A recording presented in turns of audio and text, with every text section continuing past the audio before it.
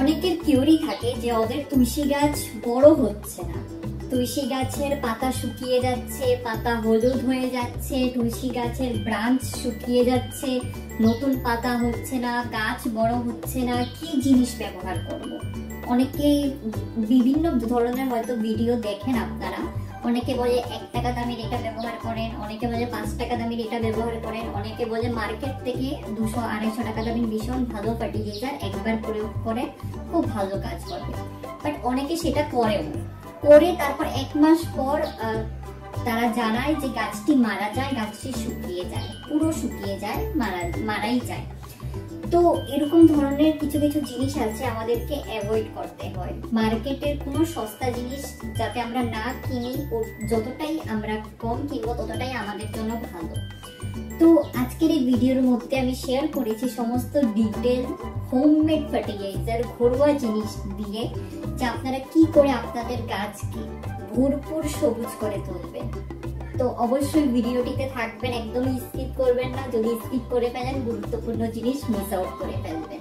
চলুন তাহলে ভিডিওটি শুরু করি।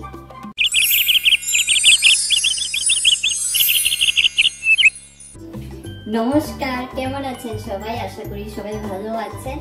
আমি কনিক্স। আজকের এই ভিডিওটি অনেকটা ইন্টারেস্টিং। আজকে তুলসী গাছের বিষয়ে কভার করতে চলেছি যে আপনারা অনেক কিছুই করেন, গাছের মধ্যে অনেক কিছুই হয়তো প্রয়োগ করেন, অনেকে রেজাল্ট ভালো পায় আর অনেকে হয়তো রেজাল্ট পায় না। তো আমি যদি বলি যে আপনারা আপনাদের ঘরেই এমন জিনিস আছে, যদি আপনারা গাছের মধ্যে মাসে 2-3 বার প্রয়োগ করেন, অবশ্যই গাছ নতুন হবে, গাছ সবুজ হবে, গাছ ফলে ফুলে ভরে যাবে। তো আমি আমার সমস্ত ভিডিওর মাধ্যমে ঘরোয়া জিনিসের প্রয়োগ করে থাকি। মার্কেট থেকে আপনাদেরকে কমই সাজেশন করি যে মার্কেট থেকে ওটা কিনে আনেন, এটা কিনে আনেন, কারণ আমার বানানো ঘরোয়া হোমমেড ফার্টিলাইজারগুলো মার্কেট ফার্টিলাইজার থেকেও ভীষণ ভালো কাজ করে। তো চলুন তাহলে ভিডিওটি দেখে নিন। এই যে দেখেন, আমার কাছে তো তুলসী গাছের গার্ডেন আছে, আর বলে লাভ নেই, দেখতেই পাচ্ছেন ভিডিওতে। সমস্ত বাগানের মধ্যে ম্যাক্সিমাম 50% জায়গায় তুলসী গাছে নিয়ে নিয়েছে। তো তুলসী গাছ হয়েও গেছে, এগুলোকে ফেলতেও খারাপ লাগে, তার জন্য ফেলি না, রেখে দিই।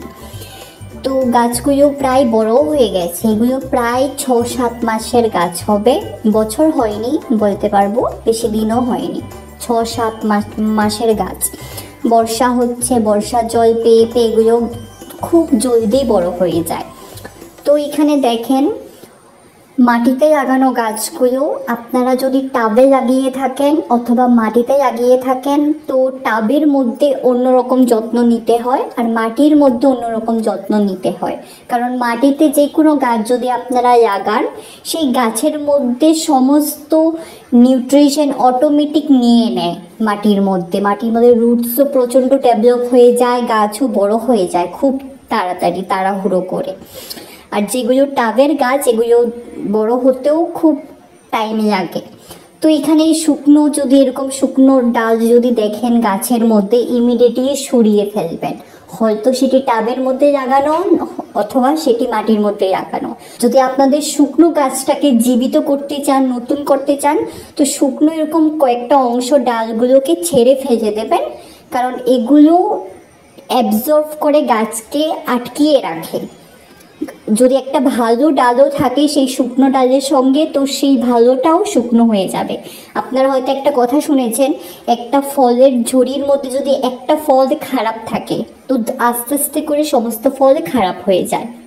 তো এখানে দেখেন এরকম ছোট ছোট পোকাও অ্যাটাক করে তুলসী গাছের মধ্যে, এরকম পোকা যেগুলো উড়ে এসে বসে অ্যাটাক করে। আর আরেকটি পোকা আছে ছোট ছোট কালো কালো পাতার মধ্যে লেগে থাকে। তো এরকম যদি পোকা নোটিস করে, তো খুব শিগগিরই আপনারা নিম অয়েলের স্প্রে করতে পারেন, অথবা যদি নিম অয়েল আপনাদের কাছে নেই, আপনারা ঘরোয়া পদ্ধতি নিম পাতা সিদ্ধ করা জলটা স্প্রে করে দেবেন, খুব ভালো কাজ করবে, কোনো পোকামাকড় আসবে না। এটা আপনারা সপ্তাহের মধ্যে একবার করে অবশ্যই করবেন, এরকম নয় যে মাসের মধ্যে একবার, এরকম নয়। আর এখানে দেখেন আরেকটি জিনিস, তুলসী পাতার পাতা যদি হলুদ হয়ে যায় বা পাতাগুলো যদি শুকিয়ে গাছের মধ্যে লেগে থাকে, তো এগুলোকে খুব শিগগিরই তুলে নিতে হয়, কারণ একটা পাতার থেকে সমস্ত পাতা হলুদ হওয়ার চান্সের সংখ্যাটা বেড়ে যায়। যেরকম ফুল গাছের মধ্যে ফুল ফুটে যাওয়ার পর আমরা সেই ফুলটাকে তুলে নিই, ঠিক এরকমই।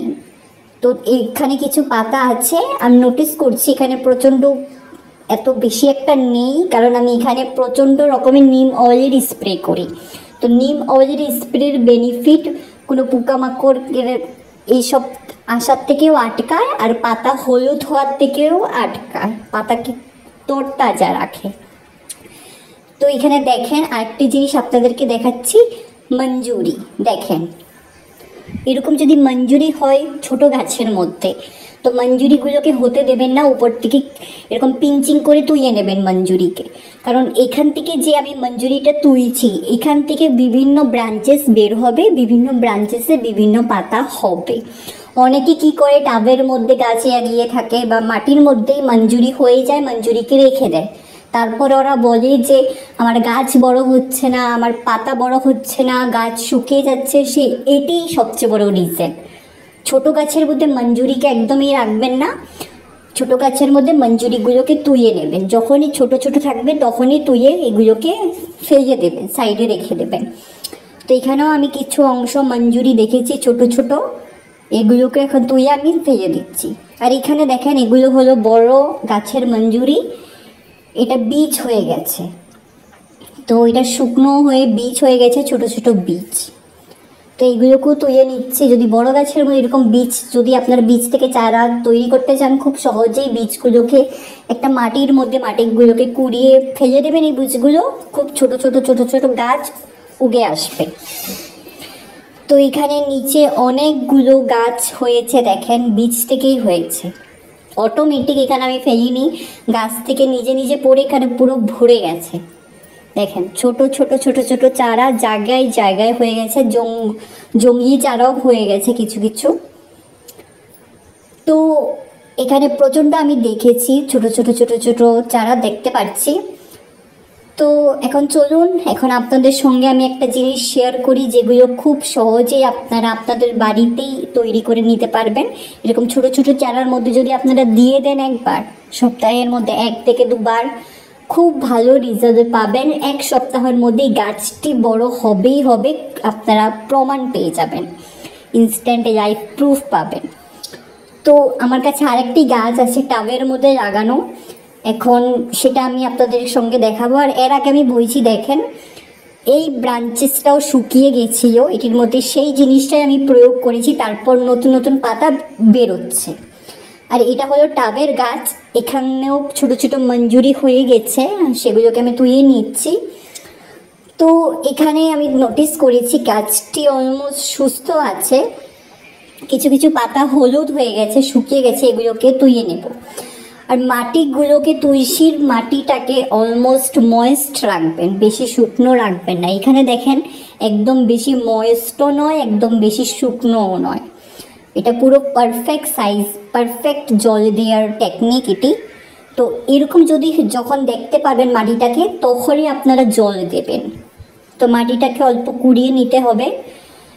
তো এই যারা টাবের মধ্যে চারা তৈরি করে, টাবের মধ্যে এরকম বর্ষা দিনের মধ্যে বা যে কোনো সময় এরকম ছোট ছোট ছোট ছোট জঙ্গলি গাছ উগে আসে, এই গাছগুলোকেও একদম রাখবেন না, না হলে যেইটা আপনারা নিউট্রিশন, যেই খাবারটা গাছকে দেবেন সেগুলো খেয়ে বড় হয়ে যাবে, আর আপনাদের মেন গাছ খুব কম অ্যাবজর্ব করবে খাওয়াটা। তো এখানে মাটিগুলোকে কুড়িয়ে নিচ্ছি, কারণ মাটিটা শক্ত হয়ে গেছে। এরকম নোটিস করবেন আপনারা হাত দিয়ে দেবে যে এই মাটিটা শক্ত বা নরম, তো এরকম চেক করে এরকম মাটিটাকে কুড়িয়ে দেবেন। তো আজকে যেই খাবারটা শেয়ার করতে চলেছি সেটা খুব সহজ, খুব ইজি একটি রেসিপি, একটি খাবার গাছের জন্য। এটির মধ্যে potassium, phosphorus, calcium, magnesium, sulphur সব কিছু থাকবে, সব কিছু আছে।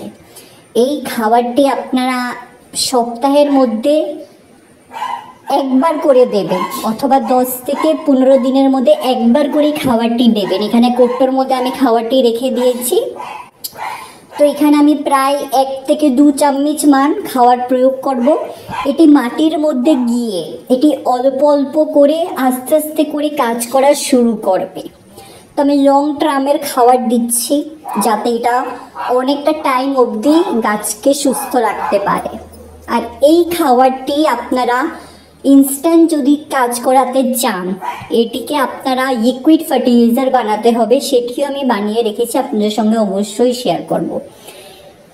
এখানে প্রায় 2 চামচ মান দিয়ে দিয়েছি, এখন ভালো করে মাটির মধ্যে মিশিয়ে দেব। তো দেখেন ভালো করে মিশিয়ে দিয়েছি, আর গাছটি পুরো শাইন করছে। এই গাছের মধ্যেও, এটির মধ্যেও আমি নিম অয়েলের স্প্রে করি যাতে কোনো পোকামাকড়, যাতে কোনো ফাঙ্গাস অ্যাটাক না করতে পারে। তো খাবারটি হলো দেখেন, শুকিয়ে এগুলোকে রেখে দিয়েছি আমি রোদের মধ্যে। হয়তো আপনারা চিনতে পারছেন না, এগুলো হলো কলার খোসা। আমরা কলার খোসাগুলোকে ফেলে দিই, কলা খেয়ে ওদিক ওদিক ফেলে দিই, বাট আজ থেকে আপনারা না ফেলে এরকম সংগ্রহ করে রেখে দেবেন। অনেকের ভিডিওতে হয়তো আপনারা দেখেন যে কলার ফার্টিলাইজার, বানানা পেল ওরা ব্যবহার করে থাকে।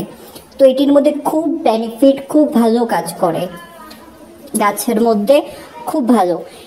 এটাকে আপনার এরকম শুকিয়েও রেখে দিতে পারবেন, আর অথবা যদি চান এরকম শুকনোটাকে মাটির মধ্যে পুঁতে দেবেন। তো এখানে আমি একটা মাটির মধ্যে পুঁতে দিচ্ছি, এরকমও দিতে পারবেন, এটাও লং টার্মের জন্য কাজ করবে। আর এটাকে এরকম শুকিয়ে পাউডারও করে দিতে পারবেন মিক্সচার গ্রাইন্ডারের মধ্যে, তারপর 1-2 চামচ করে সপ্তাহের মধ্যে একবার করে দেবেন। তো এখানে আমি একটা পুঁতে দিয়েছি। যদি আপনারা চান একটা জায়গায় 2-3টে খোসাকে ভালো করে মাটির মধ্যে মিশিয়ে দেবেন, দিতে পারেন, কোনো সমস্যা হবে না। তো এখানে ভালো করে দিয়ে দিয়েছি। গাছটির পরবর্তী রেজাল্টও আমি আপনাদের সঙ্গে শেয়ার করব। আর এইখানে দেখেন সেই কলার খোসার যে খোসাগুলোকে আমি জলের মধ্যে ভিজিয়ে রেখে দিয়েছিলাম, এটা হলো লিকুইড ফার্টিলাইজার। এটা ইনস্ট্যান্ট কাজ করে গাছের মধ্যে। আপনারা যদি চান ইনস্ট্যান্ট কাজ করাতে এই লিকুইডটা দেবেন, এটা 20 থেকে 25 দিন অবধি ভালো কাজ করবে, ইনস্ট্যান্ট কাজ করবে। আর যদি লং টার্মের জন্য চান তো ওরকম পাউডার করে দেবেন। তো এটাকে এখন আমি দেবো না, কারণ আমি লং টার্মের জন্য দিয়েছি, 1 সপ্তাহ পর আমি এটাকে দেবো। তো এখন ভালো করে তুলসীর গাছের মধ্যে জল দিয়ে দিচ্ছি। মাটিটাও ময়েস্ট, মাটিটাও পারফেক্ট ছিল, ভেজা ছিল না, 50% ময়েস্ট 50% শুকনো। তো এই অবস্থাতে আমি জলটা দিয়েছি। আর ড্রেনেজ সিস্টেম ভালো হতে হবে, এখানে দেখতেই পাচ্ছেন নিচ দিয়ে জল বেরোচ্ছে। তো ড্রেনেজ সিস্টেমটা ভালো এরকম আপনারা চেক করবেন, ট্যাবের মধ্যে যেন ফুটো থাকে। আশা করি আপনাদের সকলেরই ভিডিওটি ভালো লেগেছে। যদি ভিডিওটি ভালো লেগে থাকে তো অবশ্যই আপনারা আপনাদের প্রিয় গার্ডেনিং বন্ধুদের সঙ্গে ভিডিওটি শেয়ার করবেন। যতটা আপনারা এই ভিডিওটি শেয়ার করবেন ততটাই ভিডিওটির রিচ বাড়বে, ততটাই আমরা মোটিভেট হব। যত মানুষ দেখবে তত লাইক বাড়বে, তত কমেন্ট বাড়বে, ততটাই আমরা মোটিভেট হব নতুন নতুন ভিডিও তৈরি করার জন্য। তা আপনাদের একটি সাপোর্টই আমি চাইছি, যে পাশে থাকবেন, আমার এই চ্যানেলটিকে সাবস্ক্রাইব করে দেবেন, কারণ আমি একটা নতুন ইউটিউবার। তো পরবর্তীতেও এরকম নতুন নতুন ভিডিও নিয়ে আবার আসবো। আর আগামী ভিডিওটাও অনেকটাই ইন্টারেস্টিং, আগামী ভিডিওতে আমি শেয়ার করছি। দেখে হয়তো চিনতে পেরেছেন পেঁয়াজের খোসা। পেঁয়াজের খোসা গাছের জন্য বেনিফিট কি না, কোন গাছের জন্য বেনিফিট, কোন গাছের মধ্যে ফার্টিলাইজারটা প্রয়োগ করতে হয়, সমস্ত কিছু নেক্সট ভিডিও, আপকামিং ভিডিওতে আসছে। তো আপনারা আপনাদের বাড়িতেই কোন কোন প্রসেসে পেঁয়াজের ফার্টিলাইজারটা বানাবেন, কতদিনের জন্য স্টোর করে রাখবেন, সমস্ত কিছু ভিডিওতে শেয়ার করা হবে। তো আশা করি এই ভিডিওটাও আপনাদের খুব ভালো লাগবে। তো চলুন বন্ধুরা, আপনাদের এই ভিডিওটি ভালো লেগে থাকে তো অবশ্যই আপনারা নিজেও লাইক শেয়ার কমেন্ট করে দেবেন। পরবর্তী একটা নতুন ভিডিও নিয়ে আবার আসছি। ধন্যবাদ।